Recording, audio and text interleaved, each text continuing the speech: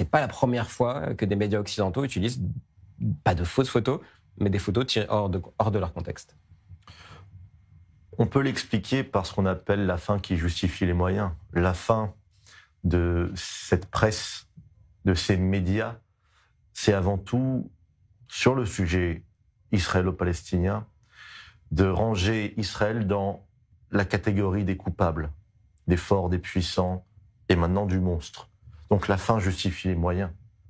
On a, par exemple, le journaliste Georges Malbruno, qui a fait une toute petite correction en fin de tweet, après que son tweet reprenant donc cette image monstrueuse, après que ce tweet-là ait été massivement repris et lu. C'est-à-dire qu'il y en a qui sont dans un semblant de déontologie journalistique, mais dans les faits, et on l'a vu même avec le New York Times qui semble avoir diffusé une correction, le New York Times n'a pas diffusé cette correction sur son compte principal à 55 millions d'abonnés, mais sur un compte annexe de Twitter sur lequel il n'a que quelques milliers d'abonnés. Donc il y a une volonté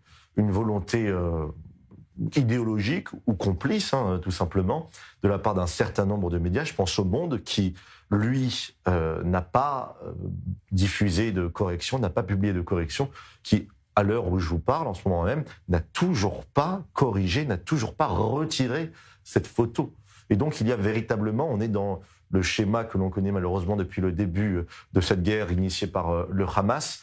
On a, la stratégie du Hamas qui paye, à savoir utiliser la population comme un bouclier humain pour indigner le monde occidental et pour retourner le monde occidental contre Israël. Et de toute évidence, ils ont marqué énormément de points, d'autant que les médias occidentaux, les militants de gauche et tout cet écosystème n'attendaient que ça en vérité. Alors certains médias occidentaux, certains militants de gauche aussi disent que s'il y a ces erreurs qui sont faites journalistiques, c'est parce qu'il y a un blocus médiatique, comme ils disent, autour de Gaza. Est-ce que l'entrée de journalistes occidentaux sans la présence d'Israël, puisqu'il y a des journalistes qui entrent avec Israël, pourrait arranger les choses, ou quoi qu'il arrive, il y a un biais journalistique, ou quoi qu'il arrive, ces journalistes seront de toute façon contrôlés par le Hamas sur place? Alors, il y a plusieurs choses. Il y a le contrôle, en effet, du Hamas ou d'autres groupes djihadistes, comme le djihad islamique. Néanmoins, je pense qu'il faut arrêter avec l'argument de « on ne laisse pas rentrer pour votre sécurité ». Parce qu'après tout, ce sont des reporters de guerre, comme il en existe partout dans le monde. Simplement, Israël sait que les presses occidentales, teintées largement à gauche, voire à l'extrême gauche, ont des biais. Et est-ce qu'on va laisser ces gens-là, de toute façon, que l'on sait déjà acquis à la cause anti-israélienne, entrer dans Gaza pour finalement renforcer la propagande du Hamas? Ils n'ont pas attendu le 7 octobre, ni le blocus médiatique, ni quoi que ce soit pour diffuser des informations qui étaient erronées. Ils n'ont pas attendu le 7 octobre ni la guerre pour traduire Israël, pour placer Israël, pour mettre Israël au banc des accusés. Donc je ne vois pas par quelle magie, par quel enchantement ils se doteraient soudainement d'une déontologie journalistique telle que l'on puisse les faire rentrer à Gaza et attendre d'eux une couverture juste et équitable. Alors restez avec nous, Simon. J'aimerais vous faire réagir sur cette affaire qui secoue à nouveau un organisme de Sciences Po Lille, en l'occurrence, avec une polémique concernant une jeune Palestinienne de Gaza réfugiée en France et qui avait obtenu une bourse pour aller étudier à Sciences Po Lille.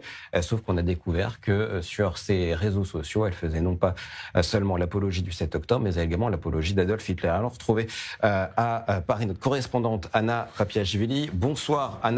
Le ministre de l'Intérieur veut saisir la justice et l'Institut d'études politiques a annulé son inscription. Ça a été annoncé il y a quelques dizaines de minutes.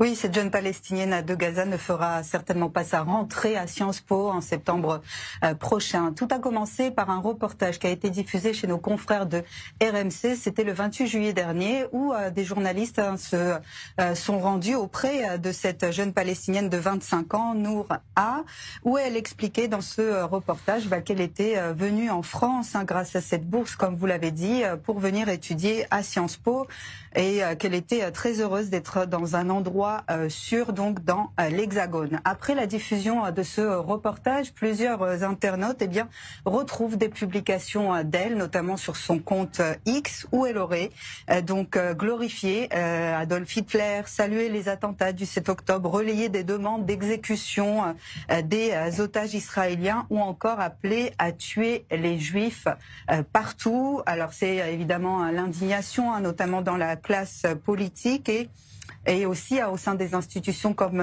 l'UEJF qui a décidé de dénoncer évidemment ces publications. Alors un élu de la Somme a évoqué une menace grave pour la sécurité publique et a appelé Bruno Retailleau à saisir l'OFPRA ou à prendre lui-même une mesure d'éloignement.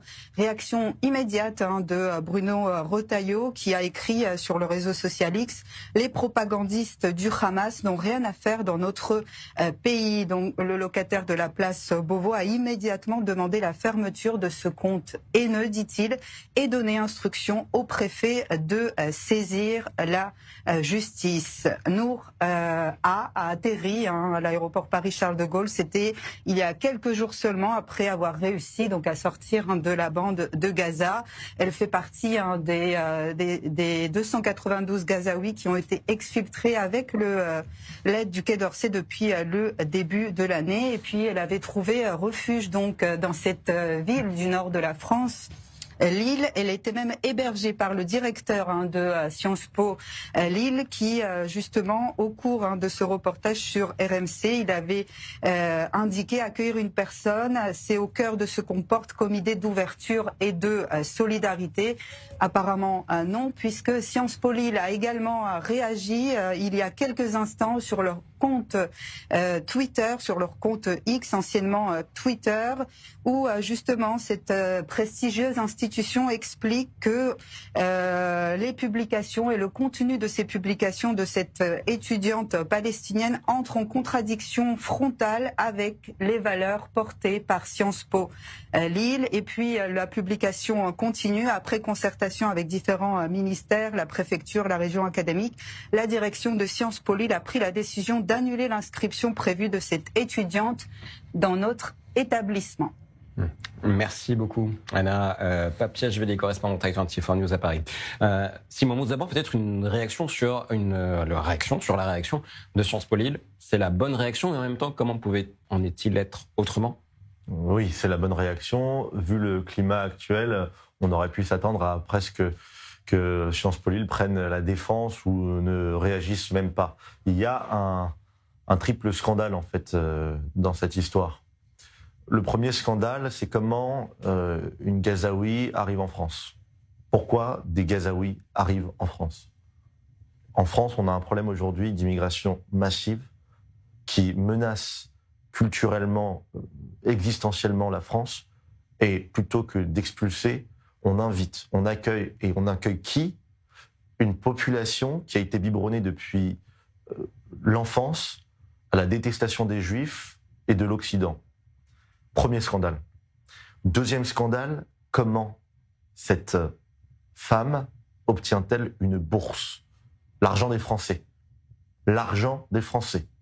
Troisième scandale, elle est hébergée par le directeur de Sciences Po Lille.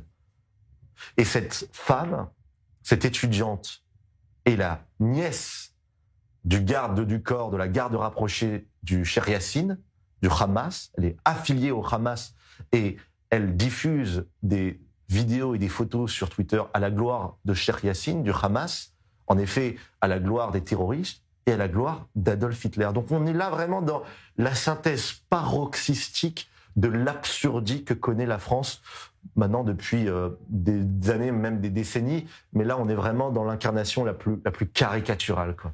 Et c'est inadmissible. Je suis content que son inscription ne soit pas effective. Mais comme le disait quelqu'un sur Twitter, dont je ne me rappelle plus le nom, si on a des gens comme ça que l'on retrouve sur Twitter un peu grâce au hasard, mais combien de profils comme les siens sont aujourd'hui dans nos facs, aujourd'hui dans notre pays en France?